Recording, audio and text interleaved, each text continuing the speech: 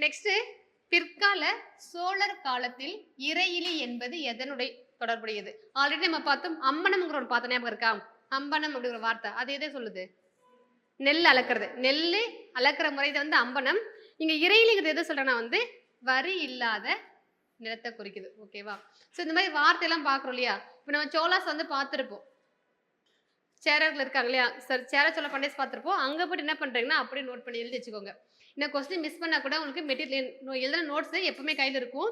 So இறையிலி அப்படிங்கிறது வரி இல்லாத நிலம். நிலத்துக்கு வந்து என்ன கிடையாது? வரி கிடையாது. ஓகேவா? அடுத்து 1937-40 நடைபெற்ற முதல் இந்தி எதிர்ப்பு போராட்டத்தில் கலந்து கொண்டவர் யார் என்பதை தேர்ந்தெடுத்து எழுதணும்னு சொல்லிட்டு கேட்குறாங்க. ஸோ யார் அப்படின்னா வந்து மூவலூர் ராமாமிர்தம். ஓகேங்களா? இப்போ நம்ம பார்த்தலையே 1937ல் ஜஸ்டிஸ் பார்ட்டி முடிஞ்சிரும்.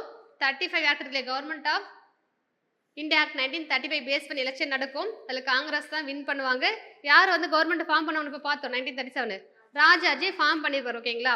அதில் பார்த்தீங்கன்னா நிறைய சட்டம் கொண்டு வந்திருப்பாங்க. அதில் ஒன்று வந்து இந்த மும்மொழி கொள்கையை கொண்டு வந்திருப்பார். ஓகேவா? 6 to 8 வரைக்கும் பார்த்தீங்கன்னா வந்து ஹிந்தியை கம்பல்சரியாக படிக்கணும்னு சொல்லிட்டு கொண்டு வந்திருப்பாங்க. அதை எதிர்த்து என்ன பண்ணுவாங்க? போராட்டம் பண்ணுவாங்க. அதுதான் வந்து ஆன்டி ஹிந்தி ஹெஜிடேஷன் சொல்லிட்டு சொல்றாங்க. ஓகேவா?